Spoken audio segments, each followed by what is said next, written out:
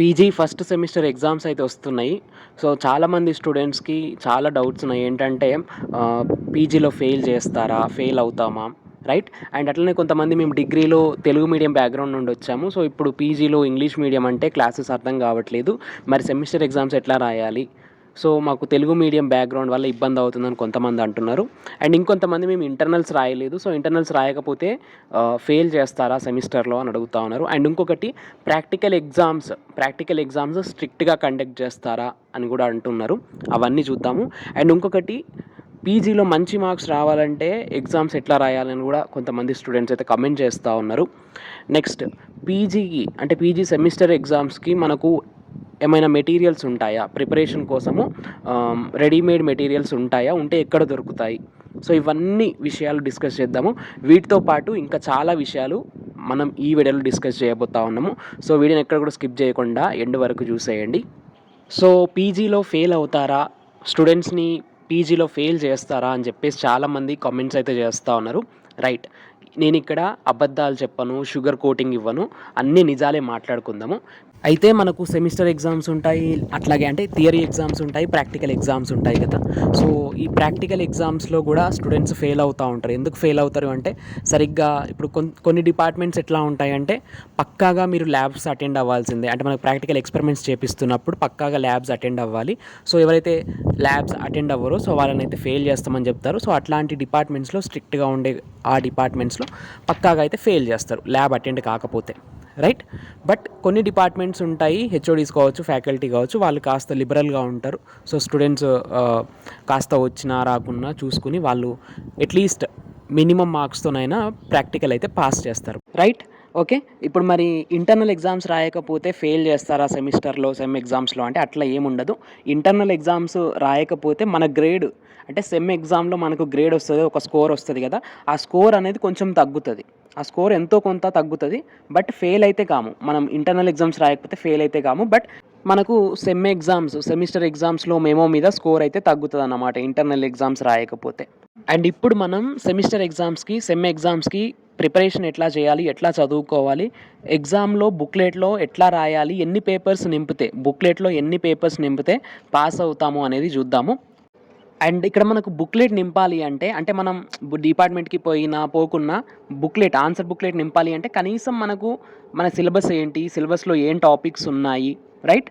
అదంతా తెలిసుండాలి. అట్‌లీస్ట్ మన సిలబస్ కాపీ అయినా మనకు తెలిసుండాలి కదా. సో, మీరు సిలబస్ కాపీ తీసుకోండి.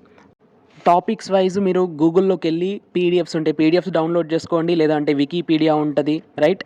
కొన్ని సైట్స్ ఉంటాయి, అఫీషియల్ సైట్స్. సో, ఆ సైట్స్‌లోంటి మీరు పీడిఎఫ్స్ డౌన్లోడ్ చేసుకోవచ్చు, ఇన్ఫర్మేషన్ గ్యాదర్ చేసుకోవచ్చు. అండ్ కొంతమందికి నోట్స్ కూడా ప్రిపేర్ చేసుకునే అలవాటు ఉంటుంది సెమ్ ఎగ్జామ్స్‌కి. సో, మీరు నోట్స్ కూడా ప్రిపేర్ చేసుకోవచ్చు. అండ్ ఇక్కడ ముఖ్యంగా చాలామంది అడుగుతున్న డౌట్ ఏంటి అంటే మనకు రెడీమేడ్ మెటీరియల్స్ దొరకవా? అంటే డిగ్రీలో లాగా రెడీమేడ్ మెటీరియల్స్ ఉంటాయా? ఉంటే ఎక్కడ దొరుకుతాయని అడుగుతా ఉన్నారు. సో, పీజీలో మనకు రెడీమేడ్ మెటీరియల్స్ అయితే ఎక్కడ కూడా దొరకవు. ఎందుకంటే పీజీ సిలబస్ అనేది ఎవ్రీ ఇయర్ మారుతూ ఉంటుంది. ఈ ఇయర్ ఈ సిలబస్ ఉంటే నెక్స్ట్ ఇయర్ వేరే సిలబస్ వస్తుంది. సో, అందుకని చెప్పేసి మనకు పీజీలో రెడీమేడ్ మెటీరియల్స్ అయితే దొరకవు. బట్ కొన్ని కోర్సెస్కి ఉంటాయి. బయట మనకు ఆన్లైన్‌లో కావచ్చు, లేదంటే మన ఫ్యాకల్టీయే ఒక్కొక్కసారి మనకు పీడిఎఫ్స్ షేర్ చేస్తూ ఉంటారు. వాళ్ళు టాపిక్ క్లాస్ చెప్పిన తర్వాత పీడిఎఫ్స్ ఉంటే పీడిఎఫ్స్, పీపీటీస్ ఉంటే పీపీటీస్ షేర్ చేస్తారు. సో, అవైనా మీరు రిఫర్ చేయొచ్చు. ఆ ఫ్యాకల్టీ ఇచ్చిన మెటీరియల్ రిఫర్ చేయొచ్చు. లేదంటే మీకు లైబ్రరీ ఉంటుంది కదా డిపార్ట్మెంట్‌లో కానీ, లేదంటే యూనివర్సిటీలో కానీ, కాలేజ్‌లో కానీ. సో, లైబ్రరీకెళ్ళి రిఫరెన్స్ మెటీరియల్స్ ఉంటాయి. టాపిక్ వైజ్ రిఫరెన్స్ మెటీరియల్స్ ఉంటాయి. ఇప్పుడు మీరు సిలబస్ కాపీ ఉంది కదా, సిలబస్ కాపీలో కింద సజెస్టెడ్ బుక్స్ అని ఉంటాయి.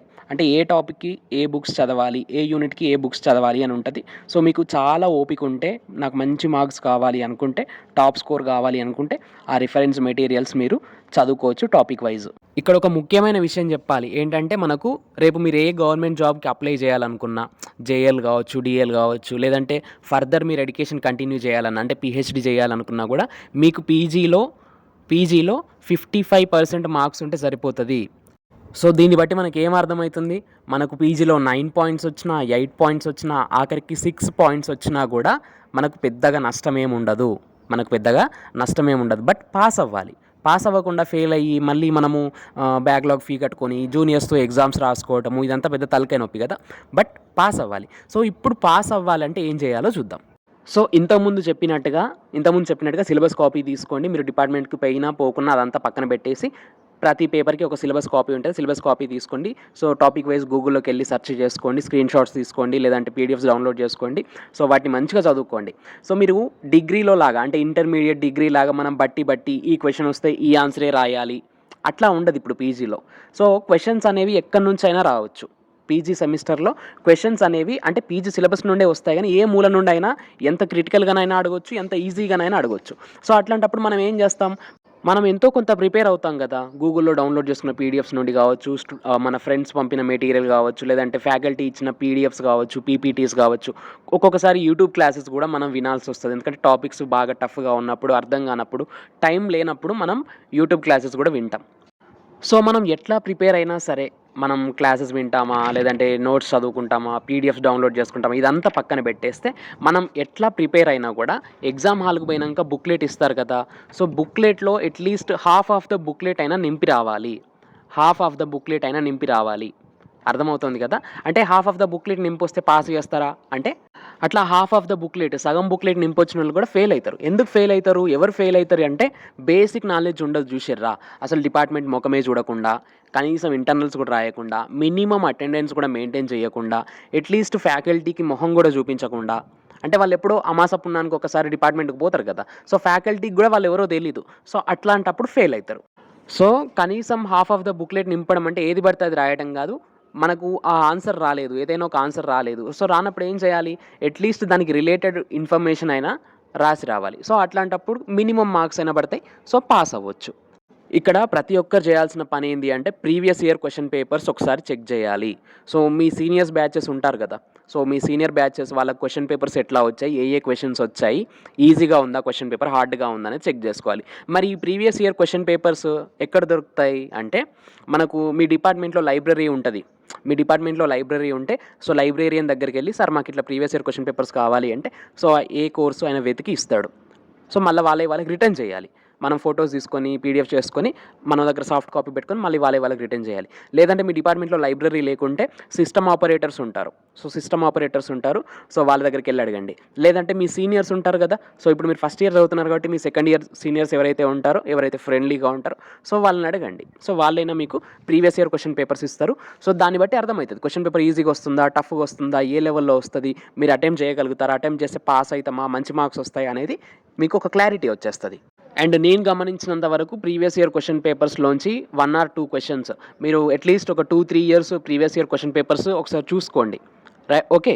సో, 2, 3 ఇయర్స్ క్వెషన్ పేపర్స్ చూస్తే మీకు ఈజీగా అర్థమైపోతది. అండ్ ఆ 2, 3 ఇయర్స్ క్వెషన్ పేపర్స్‌లోంచి కూడా మనకు చాలా ఇంపార్టెంట్ క్వెషన్స్ ఉంటాయి కొన్ని.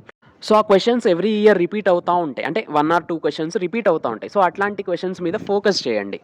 అండ్ ఇప్పుడు తెలుగు మీడియం బ్యాక్‌గ్రౌండ్ స్టూడెంట్స్ దగ్గరికొస్తే, సో, డిగ్రీలో మేము తెలుగు మీడియంలో చదువుకున్నాము. Telugu medium background. సో, ఇప్పుడు పీజీకొచ్చేసరికి ఇబ్బందవుతుంది. ఈవెన్ క్లాసెస్ గూడా, లెక్చరర్స్ చెప్పిన క్లాసెస్ కూడా మాకు అంతగా అర్థం కావట్లేదు. సో, ఇప్పుడు ఎగ్జామ్ ఎట్లా రాయాలి అని ఒక పెద్ద కన్‌ఫ్యూజన్‌లో ఉన్నారు తెలుగు మీడియం బ్యాక్‌గ్రౌండ్ స్టూడెంట్స్. నేను చెప్పేది ఒకే ఒకటి. ఏంటంటే, ఫస్ట్ మీకు క్లాసెస్ అర్థం కావట్లేదు అనేది మీ ఫ్యాకల్టీకి చెప్పండి.